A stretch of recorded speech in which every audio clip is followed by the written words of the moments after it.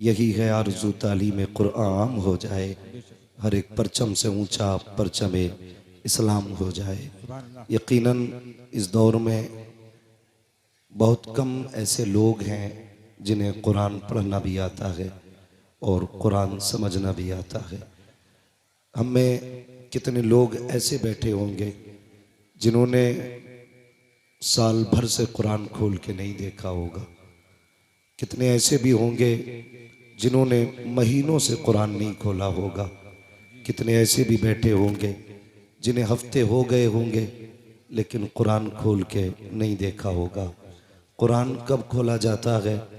जब हमारे घर में मैयत होती है तब कुरान खोला जाता है।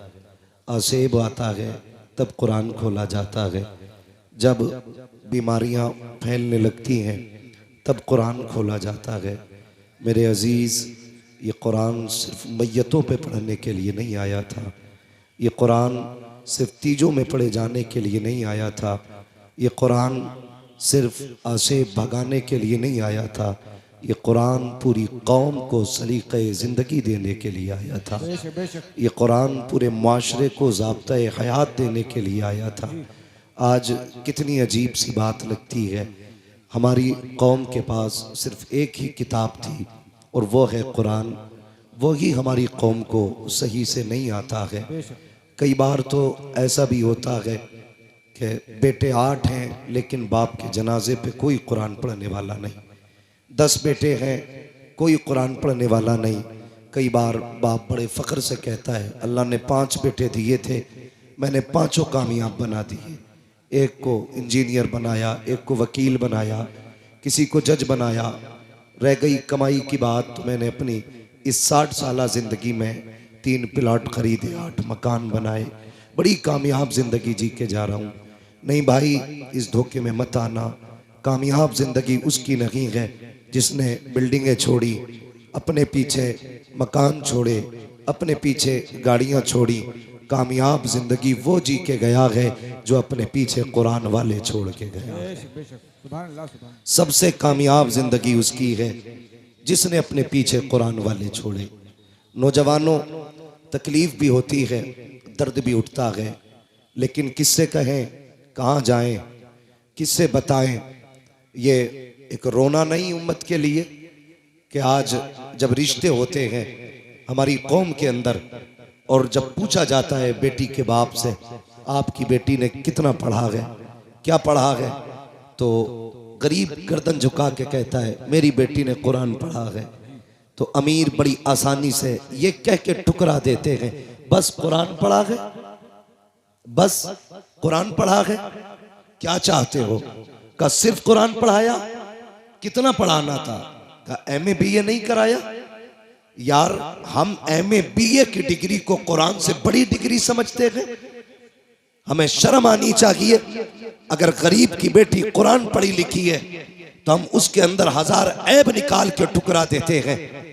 और अमीर की बेटी अगर कुरान का एक हर्फ नहीं जानती तो उसके दौलत के पर्दे में आकर के हम उसे सर का ताज बना लेते हैं।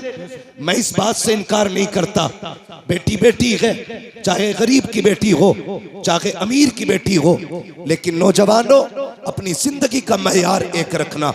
याद रखना कि नींद कभी पैसे से नहीं आया करती, नींद कभी अच्छे बिस्तरों पे नहीं आया करती, नींद कभी आलीशान बिल्डिंग में नहीं आया करती।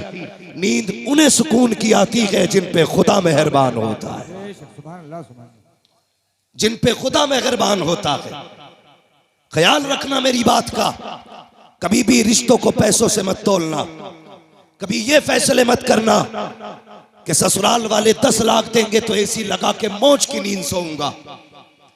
अगर AC में अच्छी नींद आती तो गरीब कभी चैन से सो नहीं पाता। अगर पंखों में अच्छी नींद आती तो कभी भी मजदूर आदमी सुकून की नींद नहीं सो पाता। लेकिन मैं सच कहता हूं, फुटपाथ पे सो जाते हैं अखबार बिछाकर, मजदूर कभी नींद की गोली नहीं खाते। इसकी वजह यह है कि नींद कभी पैसे से नहीं आती है। नींद अगर आती है तो रब के करम से आया करती है। मैं कई ऐसे अमीरों को जानता हूं, बहुत ऐसे अमीरों को मुझसे तो टकराते रहते हैं। हाँ, मिंबर शरीफ पर अल्लामा हमारे अफसर हुसैन साहिब क़िबला, मुफ्ती नईम साहिब क़िबला, तमाम तर उलमा इकराम जलवागर हैं, मेरी बात की तायीद करेंगे। कई अमीर फोन करके कहते हैं हजरत अल्लाह ने फैक्ट्रियां कहीं दी है, पैसा भी बहुत दिया है, दौलत भी अच्छी है, लेकिन महीने हो गए हैं चैन से सोया नहीं हूँ। मैंने सिर्फ एक सवाल किया था, मैंने कहा सच बता, तेरे घर के अंदर जो बेटी दुल्हन बन के आई है कितनी बार कुरान पढ़ती है, कितनी मर्तबा मुसल्ले पे आती है? कहते हजरत जी यही तो सरदर्दी है। मैं जिस घर से दुल्हन लेके आया था पैसे में भी आला थे, बिल्डिंग वाले भी थे, मैं ये समझ रहा था अच्छे घर वाले हैं, बेटी भी अच्छे घर वाली होगी तो शराफत और नजाफत होगी, पाकीज़गी और तहारत होगी। कहा हजरत जी थक गया, मैं क्या बताऊं, जिस दिन से बीवी घर में आई है एक दिन मुसल्ला नहीं बिछाया है, एक दिन नमाज का सजदा नहीं किया है, कुरान की एक आयत तक पढ़ के नहीं देखी है। मैंने कहा बस कर यार, किसी से तावीज लेने ना जाना, किसी से दवाएं मत लेना, अगर सुकून की नींद चाहता है अपनी बीवी से कह दे रोज फजर की नमाज पढ़े, कुरान खोल के बैठ जाया करे। खुदा की कसम खा के कहता हूँ तावीज़ों के जरिए वो राहत नहीं आती है जो कुरान की तिलावत के जरिए घर में राहत आया। नारे तकबीर, नारे रिसालत, मसलक के आला हजरत फैजाने कुरान। मर गए दौलत के लालच में। और सच कहूं मुसलमानों की हकीकत ये, जिनकी जमीनें रोडों पे आ गई वो आग मूत रहे हैं। 4 दिन पहले घर के अंदर चिराग नहीं जलता था, ये औकात थी। आज रोडों पे जमीन आ गई तो गरीब का जीना हराम है। भाई शर्म कर, हया कर, कभी किसी को पैसे से मत तोलना। पैसे की औकात क्या है और तेरे पास है कितना? 4 बिगल ली, 50 बिगल ली। तारीख पढ़, सिकंदर आजम की कहानी पढ़, जिसकी उम्र 22 और 25 के बीच में थी, आधी दुनिया पर अपने फतह का परचम लहरा चुका था, आधी दुनिया पर। और उसको सिकंदर आजम इसलिए कहा गया, अगर जिंदगी मोहलत दे देती तो वह पूरी दुनिया पे अपनी हुकूमत का परचम लहराता। लेकिन फतह करता जा रहा था, रास्ते में सांप ने काटा, जहर फैला। उसने बुलाया अमीर अपने वजीर को, कहने लगा यार मेरा किसी जहरीले जानवर ने, कीड़े ने काटा है। चेक किया तबीबों ने, कहा सांप का जहर है। उसने कहा सांप का जहर इलाज करो। बड़ा घमंड था उसे अपनी पावर पे। सारे तबीब थक गए लेकिन जहर ना निकाल सके। कुछ दिन गुजरे, कहा मरने वाला है तू, बचेगा नहीं। जब इतनी बात उससे कही, उसने वजीर को बुलाया, कहा मैं इतना कम नसीब हूं कि अपने वतन में भी मौत मैसर नहीं हुई है। जाओ जितनी दौलत है ऐलान कर दो, है कोई जो सारी दौलत के बदले में चंद सांसें उधार दे दे। कहा क्या करेगा? कहा इतनी सांसें मिल जाएं कि अपने वतन में जाके मर जाऊं। वजीर ने रो के कहा था, बादशाह किस ख्याल में है? माना कि जमीन पे तेरा झंडा है लेकिन जिंदगी पे तेरी हुकूमत नहीं चलती है, मौत के फरमान पे तेरा साइन नहीं होता है। वो और ही पावर है जिसके फैसले से जिंदगी मिलती है, जिसके फैसले से मौत आया करती है। उसने कहा ऐलान कर दो, जितनी चाहे दौलत ले लो लेकिन चंद सांसें कोई उधार दे दे। सबकी गर्दनें झुकी और सबने कहा था बादशाह मौत जो आने वाली है इसको पैसे से नहीं टाला जा सकता, कोई तेरे पैसे से तुझे चंद सांसें नहीं दे सकता। उसने जब इतना सुना कहा था अच्छा अगर ये फलसफा है तो लो, अगर इंतकाल हो जाए तो कफन के बगैर हाथ निकालना। कहा किस लिए? ताकि दुनिया को पता चल जाए। कभी दौलत पे गुरूर ना करना, अपने इकबाल पे गुरूर ना करना। मेरे खाली हाथ देखेगी दुनिया समझ जाएगी हमारी औकात क्या है। जब सिकंदर जैसा आदमी खाली हाथ आया था तो दुनिया से खाली हाथ गया। नारे तकबीर, नारे रिसालत, मसलक के आला हजरत रज़बियों की तकरीर, नबी के दुश्मनों की फूट गई तकदीर। हाँ, ये डॉक्टर साहब भी मेरे दोस्त हैं। अब मैं बताना शुरू करूंगा। मेरे भाई गौर करें, मैं सारे डॉक्टरों से दोस्ती नहीं करता हूं। कोरोना चला था, डट के पानी की सुइयां लगाई डॉक्टरों ने। कई तो ऐसे थे टेढ़े कर दिया, आज तक पूरे टेढ़े है। मेरे ताल्लुकात में अल्लाह सलामत रखे उन डॉक्टरों को। ऐसे भी डॉक्टर हैं जो गरीबों का इलाज फ्री करते, नाम नहीं बताऊंगा। तो मेरे भाई, पैसा सब कुछ नहीं है, बहुत कुछ है पैसा, मगर सब कुछ नहीं है। इसे हद तक रखो, ये जेब तक रहना चाहिए, दिल तक, दिल तक, दिल तक नहीं पहुंच रहे। कहां तक रहना चाहिए? कहां तक? सिर्फ जेब तक, दिल में इसके लिए जगह नहीं। और मैं अक्सर कहता हूं, गरीब साल साल भर चिल्ला करेगा तब जाके खुदा का दोस्त बनेगा। अमीरों के लिए कितने आसान रास्ते हैं, कितने आसान रास्ते हैं। फरमाया गया सखी अल्लाह का दोस्त होता है। सिर्फ ये दौलत के दरवाजे खोल दें अल्लाह की रजा के लिए तो ये रब के दोस्त बन सकते हैं, लेकिन उसके लिए भी शर्त है।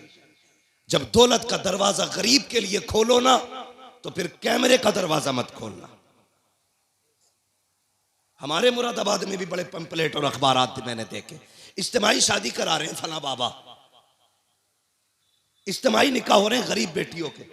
अगले दिन अखबार में दूल्हा का भी फोटो, दुल्हन का भी फोटो। हया आनी चाहिए। हैरत होती है यार, उस दिन देखो इंसान की जिंदगी में 3 दिन सबसे अहम आते हैं। एक तो वो दिन जिस दिन वो दुनिया में आया करता है, एक वो दिन जिस दिन दूल्हा बना करता है, तीसरा वो दिन जिस दिन वो दुनिया से जाया करता है। ये 3 मौके ऐसे आते हैं जिसमें सारी दुनिया सिर्फ इन 3 को देखा करती है। जब दुनिया में कोई आता है, पूरा गाँव लोग बटल है, एक से एक हसीन है, मगर लोग देखने जा रहे हैं आज फला का पोता आया है, फला का बेटा आया है, देखे तो सही कैसा है। उस दिन देखा जाता है पहली मर्तबा। दूसरी मर्तबा अगर दूल्हा काड़ा भी है तब भी लोग उसी को देख रहे हैं, काला भी है तब भी उसी को देख रहे हैं, लूला है तब भी देख रहे हैं, लंगड़ा है तब भी देख रहे हैं। सबकी नजरें दूल्हा पे जमी होती है। तीसरा तब जब बंदा जनाजे में लेटा होता है, काफूर मल दिया जाता है, कफन में लपेट दिया जाता है, कैसा भी हो दुनिया पलट पलट के देख रही है। ये देखो आज का आम नहीं है बल्कि खास दूल्हा बना है।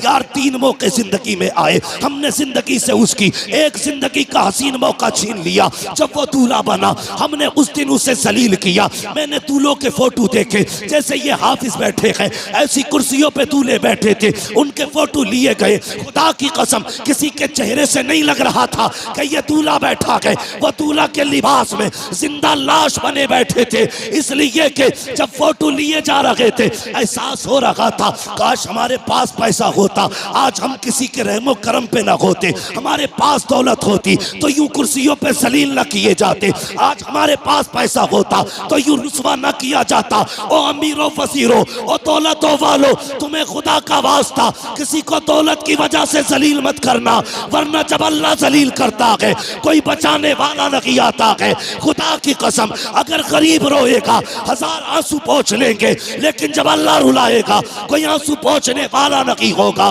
और तुम्हें खुदा का वास्ता अगर मदद किया करो तो किसी को जलील करके नहीं, बल्कि ऐसे किया करो कि तेरे हाथ तक को पता ना हो। फिर देख खुदा भी राजी हो जाएगा, मदीने वाला मुस्तफा भी राजी। नारे तकबीर, नारे रिसालत, मसलके आला हजरत, नारे तकबीर। ये भी मेरा दोस्त है भाई, बड़ी देर में निकल के आया। अल्लाह करे बैठे ही रहे ऐसे, बस तवज्जो है ना सारे लोगों की। अल्लाह आपको सलामत रखे। तो कभी भी दौलत की नुमाइश नहीं। और एक बात तो है भैया, नहीं बाबू, मेरे बाबू बस मैं एक तो वक्त ही मेरा बहुत लेट है। हाँ मेरी भी फ्लाइट है, दिल्ली पहुंचना, मुझे जल्दी कर रहा हूं मैं। जरा बात सुने, एक बात और सुन ले। कभी कभी हाँ दवाओं से वो नहीं होता जो दुआओं से हो जाता है। दुआओं से जो हो जाता है। मेरे वो भाई जो पैसा कमाते हैं, प्रदेश रहते हैं, इधर उधर के सफर करते हैं, यकीनन रोड पे आज चलना ना समझ लीजिए हथेली पे मौत लेके चलना है। मैं अक्सर कहता हूं नौजवानों, बाइक से हाईवे पे ना चला करो, हाईवे पे ना चला करो। लेकिन हाँ हमारे कुछ नौजवान ऐसे हैं कि ऐसा एक्सेलेटर खींचते हैं कि वहीं से धूल उड़ने लगती है जहां से गाड़ी चलती है। जरा ध्यान किया करो, अगर तुम्हारी टूटी ना तो खाली तुम नहीं रोगे, माँ बाप रोते। अपने पीछे वालों का ख्याल किया करो, जो घर पे तुम्हारे पीछे रोने वाले। मर जाए तू कोई मसला नहीं, टूट गई 15 दिन अस्पताल में रहता ना, पूरे घर की नींद जाती है। थोड़ा सा ख्याल किया करो। और एक बात और बता दूं, दुनिया में कितने बड़े बड़े डॉक्टर आ जाए, सारी दुनिया की डॉक्टरी एक पल्ले में रखो, मेरे रब की कारीगरी एक पल्ले में। अगर ये उंगली टूट गई, पूरी दुनिया जोर लगा ले, जैसे रब ने जोड़ी है वैसे कोई नहीं जोड़ सकता। जैसी रब ने जोड़ी है कोई नहीं जोड़ सकता। लाओ बड़े बड़े डॉक्टरों को, जैसे चाहो ऑपरेशन करा लो, लेकिन जैसी रब ने बनाई है ना वैसी बड़े अच्छे से नहीं जुड़ती है। इसलिए नौजवानों देख के गाड़ी चलाया करो। टूटने में मिनट लगते हैं, जुड़ने में महीने लगा करते हैं। जुड़ने में महीने लग जाते हैं। और कभी कभी कुछ चीजें ऐसी हैं कि मिल नहीं पाती हैं, जैसे प्याली है टूट गई तो पूरी जिंदगी टांग सीधे लिए घूमोगे। हिफाजत किया करो एक एक चीज की। कह रहे अल्लाह ने कुछ दिया ही नहीं, फुड़वा के दे के कहा अल्लाह ने क्या दिया तुझे। अंधे से पूछ ये क्या चीज है। जिनके हाथ नहीं उनसे पूछ ये हाथ क्या है। जो बैसाखियों से चलते हैं कभी उनसे पूछ के ये प्यार कौन सी नेमत है अल्लाह की। खुदा की कसम उसने जो भी दिया के ना तुझे बेकीमत अता किया है, बेकीमत। आंखें बंद करके न चला कर, रोड पे बहुत संभाल के चलना चाहिए। तो जो चलते हैं ना रोडों पे, उनसे मेरी गुजारिश ये है जब महीने भर में जो कमाई आपकी हो ना उसका कुछ हिस्सा निकाल के यतीम और गरीबों के लिए रखा करो, निकाल के रखा करो। आपकी नजर में अगर यतीम और गरीब ना होना तो वो हिस्सा ला करके अपने मदरसे में दे दिया करो। ये मामूल बना लो। खुदा की कसम जहां तेरी आंख नींद से बंद होगी ना वहां से गरीब की दुआ तेरी गाड़ी संभालना शुरू कर देगी। गरीब की गाड़ी वहां से संभाल लेगी। कई बार हम खुद कहते हैं यार उम्मीद नहीं थी बच के आने की, लेकिन पता नहीं कैसे बच गई। नहीं, ये तेरी कारीगरी। लोग कहते मैं सोता रहा गाड़ी सीधी चलती रही। नहीं, स्टीयरिंग तूने नहीं संभाल रखा था, स्टीयरिंग किसी की दुआओं ने संभाल रखा था। इसलिए अपनी कमाई में हिस्सा रखा करो। कभी कभी दवाएं वो नहीं करती जो दुआएं कर जाती हैं। आज बीमारियां देख रहे हो कितनी छोटी छोटी लग रही हैं। हाँ, कैंसर,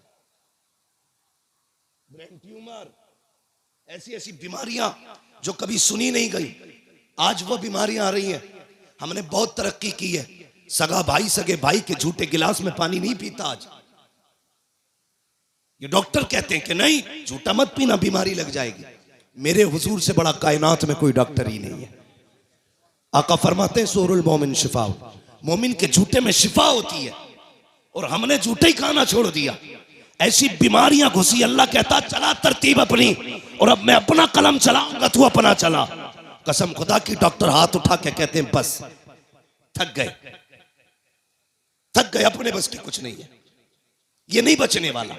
पूछो डॉक्टर साहब से। कभी कभी ऐसा होता है हॉस्पिटल्स के अंदर, डॉक्टर देखता है कहता अरे बस 2 मिनट में ठीक हो जाएगा, लेकिन अगले 5 मिनट में खत्म हो जाता है। डॉक्टर कहता मर कैसे गया।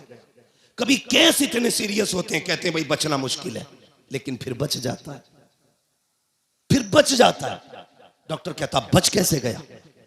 जानते हो तुर्की में जलजला आया, 40 सेकंड के अंदर हजारों जिंदगियों को मौत में बदल डाला, और फिर 12 दिन के बाद जिंदगी बचा के रब ने बता दिया सुन मौत देने वाला भी मैं हूं, जिंदगी देने वाला भी मैं हूं। ये याद रखना। कभी ये मत सोचना तेरी तदबीर काम आती है। नहीं, हम लोगों ने दुआएं लेना छोड़ दी। गलत नहीं कह रहा हूं, जाओ शादी में देखो, हम सबकी दावत कर देंगे, अपनों को नहीं बुलाते। ये इतना बड़ा जुर्म करते हैं खुदा की कसम कि इसकी आह लेके बैठ जाती है, लेके बैठ जाती है। कई बार बारात की बारात ही खत्म हो जाती है। हम दावतें करते हैं लेकिन अपनों की नहीं। अपनों की दुआएं भी सबसे ज्यादा अहम होती हैं, अपनों की दुआएं। मैं एक साहब से मिला, उन्होंने कहा मैंने फला पीर साहब के खाते में 5 लाख डाले। किस चीज के? ज़कात के। मैंने सीधा सवाल किया तेरी बस्ती में कोई बेवा नहीं थी, कोई यतीम बेटी नहीं थी? कजी होंगे तो। मैंने कहा उन्हें क्यों नहीं दिया? कजी वो बहुत बड़े हजरत है इसलिए खाते में डाल दिया। मैंने कहा तूने हजरत के खाते में इसलिए डाला हजरत से तेरी दुआ सलाम हो जाए, और तेरे गरीब बस्ती के मोहल्ले की गरीब बेटियां सिर्फ इसलिए बाप के सर पे बोझ बनी रही कि जहेज में देने के लिए उनके बाप के पास पैसा नहीं था। अगर ये 5 लाख उठा करके 5 गरीब बेटियों में बांट देता, उनके घर आबाद हो जाते। तूने मौलवी के खाते में डाला, उससे ताल्लुकात हो गए। गरीब के घर में डाल देता, मदीने वाले मुस्तफा से ताल्लुकात। सोच का फर्क है, हमारी सोच का फर्क है। ताल्लुकात के लिए पैसा इधर से उधर, कभी हुजूर से भी ताल्लुकात बनाओ, बनाएंगे इंशाअल्लाह। बोलो इंशाअल्लाह। नाराज मत होना पैसे वाले लोग। हाँ, मैं बात बता रहा हूं आपको। तो